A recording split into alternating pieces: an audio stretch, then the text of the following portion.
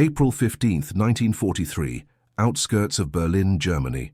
When the American tanks rolled through the shattered streets, they left behind not just weapons and ruins, but also invisible people, prisoners, women, children. Among them was Greta Hoffmann, who at 28 years old had learned that surviving meant obeying and staying silent. But when the Allied tanks appeared on the horizon, a new dilemma began. Would this be liberation, or just another type of captivity? Before we continue, subscribe and hit the notification bell. Here we reopen forgotten stories. The sound of artillery had fallen silent for the first time in weeks. Greta pressed her face against the cold concrete wall of the makeshift bunker, where she and 17 other women had been hiding. The acrid smell of gunpowder still hung in the air, mixing with the musty odor of fear that had become their constant companion. She had been a nurse at the military hospital before everything collapsed, before the city turned into a graveyard of twisted metal and broken dreams, before survival became the only skill that mattered. The other women with her were a mixture of backgrounds. Some were nurses like herself, others were telegraph operators, a few had been working in ammunition factories. All of them had one thing in common: they had been caught in the wrong place when the tide of war turned. "Do you think they'll shoot us?" whispered Ingrid, a 19-year-old who still looked like a schoolgirl despite the dirt and exhaustion etched into her face. Her blonde hair, once carefully braided according to party regulations, now hung in matted strands around her shoulders. Greta didn't answer immediately. She had heard the stories, rumors that filtered through the chaos like poison gas, stories of what happened to German women when the enemy arrived, stories of revenge, of violence, of disappearances that were never explained. But she had also heard different stories from the Western Front, whispers that American soldiers were different, more disciplined, more humane. The heavy footsteps above them grew closer, steel-toed boots on concrete, the unmistakable rhythm of military precision. Someone was shouting orders in English, a language that sounded harsh and foreign to ears accustomed to Germanic consonants. The women instinctively huddled together, forming a tight circle of trembling bodies and shared terror. When the heavy wooden door finally swung open, blinding daylight flooded their underground refuge. The silhouette of an American soldier appeared in the doorway, tall, broad-shouldered, wearing a helmet that cast shadows across his face. He held his rifle ready, but not pointed directly at them. Behind him, 2 more soldiers took positions on either side of the entrance. "German civilians," he called out in accented but understandable German. "Come out slowly, hands visible, no sudden movements." Greta was the first to stand. Her legs were unsteady from days of sitting in cramped conditions, but she forced herself to walk toward the light. The soldier's eyes met hers, and she was surprised to see not hatred or cruelty, but something that looked almost like concern. It was an expression she hadn't seen directed at German civilians in months. As they emerged from the bunker, Greta shielded her eyes from the spring sunlight. The street around them was unrecognizable, buildings reduced to skeletal frames, rubble piled as high as a person's head, abandoned vehicles scattered like discarded toys. But what struck her most was the relative quiet. No air raid sirens, no artillery fire, no screaming, just the low rumble of military vehicles and the occasional bark of orders in English. The American soldiers separated the women into 2 groups, those who appeared to be military personnel or government workers, and those who were clearly civilians. Greta found herself in the first group, her nurse's uniform still partially visible beneath the dirt and makeshift civilian coat she had thrown over it. "You will be processed as prisoners of war," the soldier explained in his careful German. "You will be transported to a facility for questioning and classification. You will be treated according to international conventions." International conventions. The word sounded almost laughable to women who had spent the last months of the war in conditions that barely qualified as human existence. Greta wondered what international conventions meant when applied to German prisoners in American hands. She had seen what remained of their own prisoner facilities. She knew what war did to the concept of human dignity. The truck that arrived to transport them was clean. That was the first surprise. No rust, no bullet holes, no smell of diesel mixed with human misery. The canvas covering was intact, and when they climbed into the back, they found wooden benches instead of bare metal floors. Small details, but after months of degradation, small details felt monumental. The convoy of trucks moved steadily westward, away from the devastation of Berlin and into countryside, that still bore the scars of recent fighting. Greta sat near the back of the truck, watching the landscape roll past through a gap in the canvas. Fields pockmarked with shell craters, abandoned farmhouses with their roofs blown off, the occasional burned-out tank serving as a monument to battles already becoming history. The other women in the truck maintained an uneasy silence. What was there to say? They were prisoners now, property of a foreign army, heading toward an unknown fate in an unknown place. The uncertainty was almost worse than the fear. At least with fear you knew what you were afraid of. Ingrid had stopped crying, but her hands still shook every time the truck hit a bump in the road. Beside her sat Maria, a telegraph operator who had worked at military headquarters until 3 days before the Americans arrived. Maria kept her eyes closed, but Greta could tell she wasn't sleeping. She was probably doing what they were all doing, trying to reconcile their expectations of captivity with the reality of their treatment so far. They had been given water, clean water in metal cups that didn't taste of rust or chemicals. They had been allowed to use proper sanitation facilities before boarding the trucks. The American guards were professional, distant but not cruel.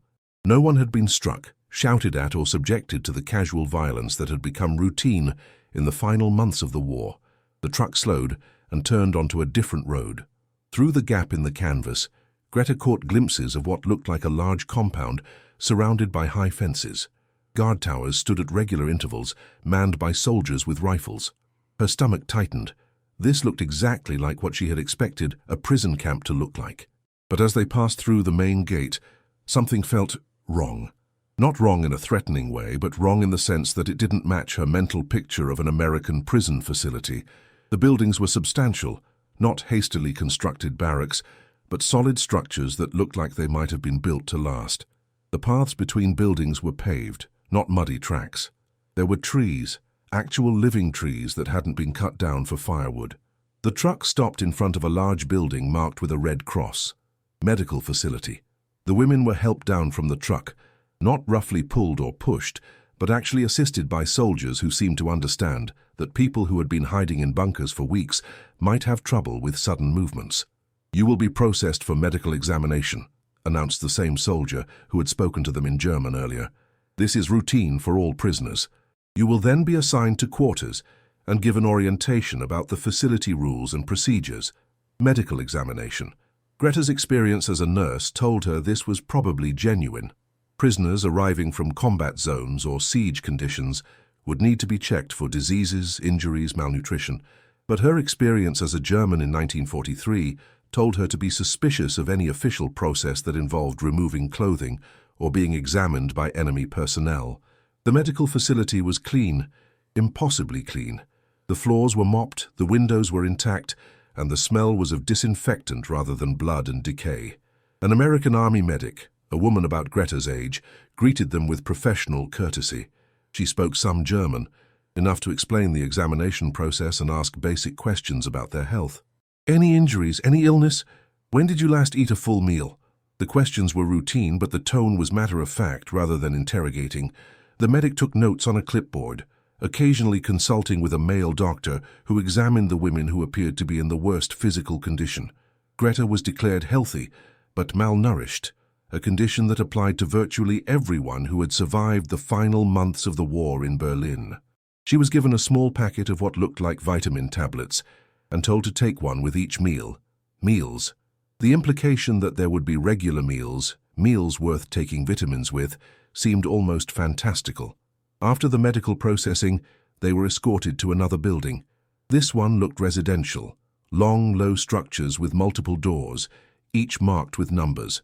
Barracks, obviously, but again, not the kind of barracks Greta had expected. These had windows with glass still in them, and the doors were solid wood rather than makeshift barriers. "You will be housed 4 to a room," explained their escort, a sergeant who spoke excellent German with what sounded like a slight Austrian accent. "Each room has basic furnishings. You will be issued personal items and informed about meal schedules and camp procedures." He opened the door to room 47B and gestured for them to enter. Greta was the first to step inside, and she stopped so suddenly that Ingrid bumped into her from behind. The room contained 4 beds, not cots, not mattresses on the floor, but actual beds with metal frames. Each bed was made up with white sheets, a pillow, in a clean pillowcase and what appeared to be a wool blanket folded at the foot. There was a small table with 4 chairs, a window with curtains, and a shelf mounted on the wall. "Is this—" Ingrid's voice trailed off. "Now I invite you to leave in the comments where you're watching from and the exact time you're listening to this story. We're interested to know how far and at what moments of day or night these documented accounts reach." The 4 women stood in the doorway of room 47B for what felt like an eternity. None of them moved to claim a bed or set down the small bundles of possessions they had managed to salvage. They simply stared at the impossible sight of clean white sheets and plump pillows. Greta finally broke the spell by walking to the nearest bed and touching the pillow with her fingertips. The fabric was soft, recently washed, and filled with something that gave actual support rather than just providing a barrier between head and hard surface. She pressed down gently, and the pillow compressed and then sprang back to its original shape. "This has to be a mistake," whispered Maria, still standing near the door. "They've put us in the wrong building. This is for American personnel, not prisoners." But the sergeant was still standing in the hallway, apparently waiting for them to settle in. He didn't seem surprised by their reaction, didn't rush them or show any indication that they needed to be moved elsewhere. If anything, he looked slightly amused by their hesitation. "There are additional blankets in the chest at the foot of each bed," he said in his accented German. "Personal hygiene items will be distributed after the evening meal. Dinner is served at 1800 hours in the main dining facility. Someone will come to escort your group until you are familiar with the camp layout." Hygiene items. Dinner in a dining facility. The terminology felt surreal, like something from a hotel brochure rather than a prisoner of war camp. Greta had been preparing herself mentally for straw mattresses, communal latrines, and food that barely qualified as edible. Instead, she was being told about blanket distribution and escort services. After the sergeant left, the 4 women continued to stand in awkward silence. Finally, Ingrid approached one of the beds and sat down tentatively on the edge. The mattress was firm, but yielded slightly under her weight. A real mattress, not just stuffing in a canvas cover. "Maybe," she said slowly, "maybe the Americans are different from what we were told. The propaganda had prepared them for liberation by brutal conquerors who would extract revenge for every bomb that had fallen on London, every submarine that had sunk an Allied ship, every life lost in the long struggle against the Reich. They had expected to be treated as criminals, accomplices to a regime that had brought suffering to much of the world. Instead, they were being treated like guests, uncomfortable, unwilling guests, but guests nonetheless." Greta chose the bed by the window and sat down to unlace her boots. Her feet were swollen and blistered from days of walking and hiding, and the simple act of removing her shoes felt like the first moment of physical relief she had experienced in weeks. She wiggled her toes and looked out the window at the camp compound. Other prisoners were walking between buildings, some in groups with guards, others apparently moving freely within certain areas. They were mostly women, though she could see a separate section that appeared to house male prisoners. The women looked clean, adequately dressed, and while they certainly didn't look happy, they also didn't look terrorized or brutalized. A knock at the door interrupted her observations. "Come in," called Maria, who had claimed the bed opposite Greta's. The door opened to reveal a woman in an American military uniform, but with medical insignia rather than combat markings. She carried a clipboard and a canvas bag that appeared to contain various supplies. "Good afternoon," she said in English, then switched to heavily accented German. "I am Lieutenant Morrison. I am here to provide you with personal items and to explain some basic camp procedures." She set the canvas bag on the small table and began removing items. Toothbrushes, toothpaste, soap, real soap, not the harsh industrial soap they had been using for months, small towels, a comb and a small mirror for each person, sanitary supplies for the women, all of it new, clean and packaged, as if it had come from a regular store rather than military surplus. "You will have access to shower facilities 3 times per week," Lieutenant Morrison explained. "Laundry facilities are available twice per week. If you have medical needs, report to the medical building between 0800 and 1600 hours any weekday. Questions about camp procedures should be directed to any uniformed personnel." She paused and consulted her clipboard. "You are classified as prisoners of war, but as non-combatants, you have certain additional privileges. You may receive and send mail, subject to censorship. You may participate in educational and recreational activities. You will be assigned work details, but only tasks appropriate to your skills and physical condition. Male. Education, recreation. Work appropriate to their skills. These were not the policies of a prison camp designed for punishment and control. These sounded like the policies of an institution designed for, what? Rehabilitation, integration. It was impossible to understand the American strategy.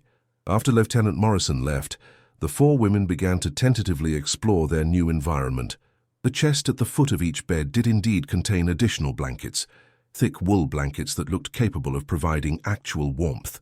There was also a change of clothing, clean undergarments, a simple dress and a sweater, all in approximately the correct sizes, suggesting that someone had made an effort to provide appropriate items rather than simply distributing whatever was available.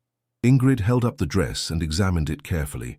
"This is better quality than anything I owned before the war," she said with wonder in her voice. As the afternoon progressed, the women began to relax slightly. They arranged their few possessions, tried out the chairs around the small table, and experimented with opening and closing the window. Fresh air flowed into the room, not the stale bunker air they had been breathing, but actual outdoor air that carried the scent of grass and trees. At 17:45 hours, a different sergeant arrived to escort them to the dining facility. The walk through the camp gave them a better sense of the overall layout and population. There were perhaps 200 women in their section, mostly German, but with a few who appeared to be from other Axis countries. The guards were present but not overwhelming. 1 or 2 soldiers per group of 20 or 30 prisoners. The dining facility was the biggest shock yet. It was a proper cafeteria, with long tables covered in clean tablecloths, place settings with actual plates and silverware, and a serving line staffed by American personnel in food service uniforms. The smell was of real food, meat, vegetables, bread that had been baked recently rather than stored for weeks. The portions were substantial. A serving of what appeared to be beef stew, mashed potatoes, green vegetables, bread with butter, and a cup of coffee that actually tasted like coffee. Greta stared at her plate in disbelief. This was more food and better quality food than she had seen in months of wartime rationing. 3 days into their stay at the American facility, Greta was beginning to understand that their situation was not temporary. This was not a transit camp or a temporary holding facility. This was where they would be staying for an indefinite period, and the Americans had clearly invested considerable resources in making that stay comfortable. The word felt strange even thinking it. Comfortable. She had been a prisoner of war for 3 days, and she was more comfortable than she had been in the final year of the war as a free German citizen. The daily routine was structured, but not oppressive. Wake up at 0700, breakfast at 800, work assignments from 0930 to 1200, lunch at 12:30, free time until 1500, more work or educational activities until 1700, dinner at 1800, and free time until lights out at 2200. It was more regulated than civilian life, but far less harsh than military discipline. The work assignments were the most puzzling aspect of their captivity. Greta had been assigned to assist in the camp medical facility, drawing on her nursing experience. It was meaningful work, helping to process new arrivals, assisting with routine medical care for other prisoners, maintaining medical supplies and equipment. She was being trusted with responsibility, allowed to use her professional skills, and treated as a valuable member of the medical team rather than as a prisoner performing forced labor. Other women had been assigned to various tasks throughout the camp: food service, laundry, maintenance, administration, and education. Ingrid, despite her youth, had been assigned to help in the camp library. Apparently her fluency in English and French made her useful for cataloging and organizing books in multiple languages. The library was another impossibility. A camp for prisoners of war had a library, not just a collection of military manuals and propaganda, but actual books, novels, technical manuals, educational texts, even some German language materials that hadn't been banned or destroyed. Prisoners were encouraged to check out books, attend classes, and participate in discussion groups. "I don't understand what they want from us," Maria confided to Greta as they walked between buildings after the evening meal. "If they wanted information, they would interrogate us. If they wanted to punish us, they would treat us harshly. If they wanted to use us for labor, they would work us harder and feed us less. What is the purpose of all this? Kindness? It was a question that troubled all of them. The American guards were professional and respectful. The camp administrators were efficient and fair. The living conditions were better than many German civilians had experienced during the final months of the war. By any reasonable standard, they were being treated well, far better than they had dared to hope when they first became prisoners. But the very kindness of their treatment created its own form of psychological pressure. They had been prepared for brutality, for revenge, for punishment that matched the suffering their country had inflicted on others. They could have understood that, even accepted it as deserved. But this careful, systematic kindness was harder to process. During her work in the medical facility, Greta had access to American personnel records and treatment protocols. The policies were clear. Prisoners of war were to be treated according to international conventions, provided with adequate food, shelter, medical care, and opportunities for education and recreation. But these policies went beyond mere adequacy. They seemed designed to maintain the prisoners' physical and mental health, to prepare them for eventual reintegration into society. Reintegration. The word appeared frequently in the documents she helped to file. Plans for post-war Germany, discussions of denazification programs, strategies for rebuilding European society. The Americans weren't just warehousing German prisoners until the war ended. They were actively preparing for what would come next. Dr. Williams, the American physician who supervised the medical facility, had begun including Greta in staff meetings. Her nursing experience and language skills made her valuable for communicating with German prisoners who had medical needs, and her insights into German medical practices helped the American staff provide more effective care. "Nurse Hoffman," Dr. Williams said after one such meeting, "I have a question that may seem odd, but I'm curious about your perspective. How does our treatment of prisoners here compare to German treatment of Allied prisoners?" It was a dangerous question. Greta knew that her answer could be interpreted as criticism of German policies, collaboration with the enemy, or disloyalty to her country. But she also knew that Dr. Williams had observed her work for several days and seemed to respect her professional competence. "Doctor," she said carefully, "I worked in a military hospital, not a prisoner facility, but from what I observed, medical care for prisoners was minimal. Food was adequate for survival, but not for health.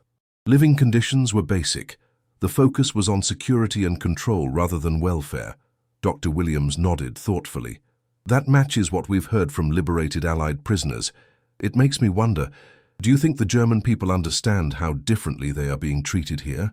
It was another loaded question. Greta considered her response carefully. "I think, Doctor, that many Germans expected to be treated as they would have treated others in similar circumstances. The gap between expectation and reality is significant." That evening, as the four women sat around their small table playing cards with a deck provided by the camp recreation program, Ingrid voiced what they were all thinking. What if they're being kind to us because they know something we don't? What if the war is going to end soon and they need us to go back to Germany and tell people that Americans are not the monsters we were told they were? It was a possibility none of them had considered. Perhaps their treatment was not random kindness or adherence to international law, but part of a larger strategy. Perhaps they were being prepared to serve as ambassadors of American benevolence when they returned to their defeated homeland. If this case has already caught your attention, leave a like. It helps the story of Greta and the other women reach more people. 2 weeks had passed since their arrival at the American facility, and Greta had settled into a routine that felt almost normal. Her work in the medical facility was challenging and meaningful. Her living conditions were comfortable, and she had even begun to form friendships with some of the other German women in the camp. But the question of why they were being treated so well continued to trouble her. The answer came during a conversation with Captain Anderson, the camp's deputy commander. He had requested a meeting with Greta to discuss her observations about the medical needs of German prisoners and her recommendations for improving care. It was a professional consultation, the kind of discussion she might have had with a hospital administrator in peacetime. "Nurse Hoffman," Captain Anderson began, "your work here has been exemplary. Dr. Williams speaks very highly of your competence and professionalism. I hope you understand that we value your contributions to our medical program." Greta nodded, unsure where the conversation was heading. "Thank you, Captain. I am pleased to be able to use my skills in a constructive way. I want to explain something to you," Captain Anderson continued, because I believe you have the intelligence and experience to understand our larger purpose here. This facility is not just a prisoner of war camp. It is an experiment in post-war reconstruction. He paused to let that sink in before continuing. The war will end soon, sooner than many people realize. When it does, we will face the enormous task of rebuilding European society. We cannot simply punish the German people indefinitely. We need to demonstrate that democracy and humanitarian values produce better outcomes than authoritarianism and brutality. The pieces began to fall into place. The comfortable accommodations, the educational programs, the meaningful work assignments, the respect for professional skills, all of it was designed to demonstrate American values in action. The German prisoners were not just being housed and fed, they were being shown an alternative way of organizing society. Every prisoner who passes through this facility, Captain Anderson explained, will return to Germany with first-hand experience of how Americans treat even their enemies. You will be witnesses to the fact that power does not require cruelty, that authority can be exercised with humanity, that former enemies can be transformed into allies. It was a sophisticated psychological strategy, far more complex than simple propaganda. The Americans were not trying to convince German prisoners that America was superior through arguments or lectures. They were demonstrating superiority through actions, creating experiences that would be impossible to dismiss or forget. But why us? Greta asked. Why women? Why non-combatants? Surely military prisoners would be more influential witnesses. Captain Anderson smiled. Women will return to their families and communities.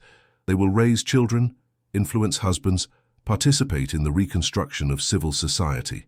Combat veterans often have difficulty readjusting to civilian life, but nurses, teachers, clerks, and housewives are the backbone of civilian society.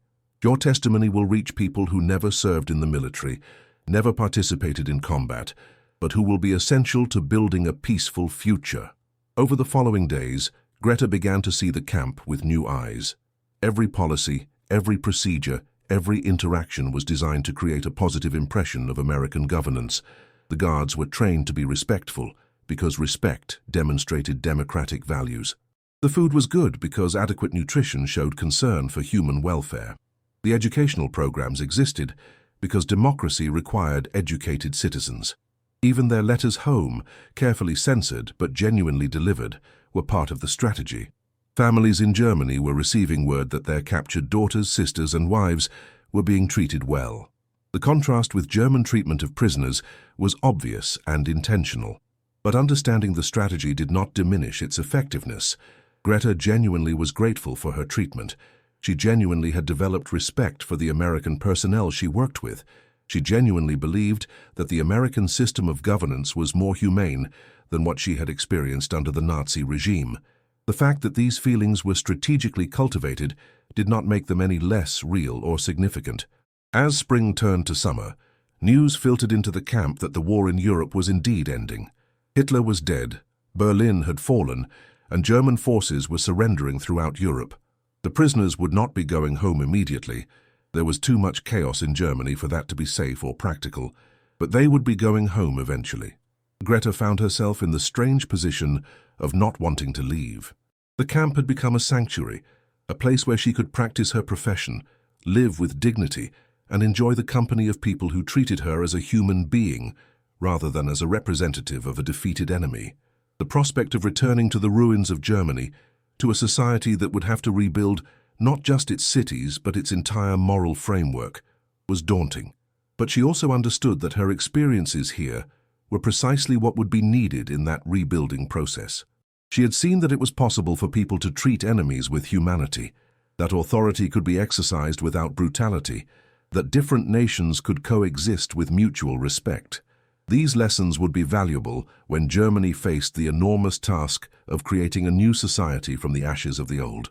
On the day she was finally scheduled for repatriation, Greta packed her few possessions, including several books from the camp library that she had been allowed to keep, and prepared to leave the place that had been her home for 8 months. Captain Anderson personally wished her farewell. "Nurse Hoffman," he said, "I hope your time here has given you reason to believe that former enemies can become friends, that nations can move beyond past conflicts, and that the future can be different from the past." "Yes, Captain," she replied. "I believe it has." As the truck carrying her and other repatriated prisoners drove away from the camp, Greta looked back at the buildings that had housed her comfortable captivity. She understood now that she had been part of something larger than a simple prisoner exchange. She had been part of America's strategy for winning the peace that would follow the war. Years later, when people asked her about her experience as a prisoner of war, she would tell them about beds with clean sheets and pillows, about adequate food and medical care, about being treated with respect even by her captors. She would tell them that enemies did not have to remain enemies forever, and that the values a nation chose to live by were more important than the power it could project. The experiment in post-war reconstruction had worked, at least in her case.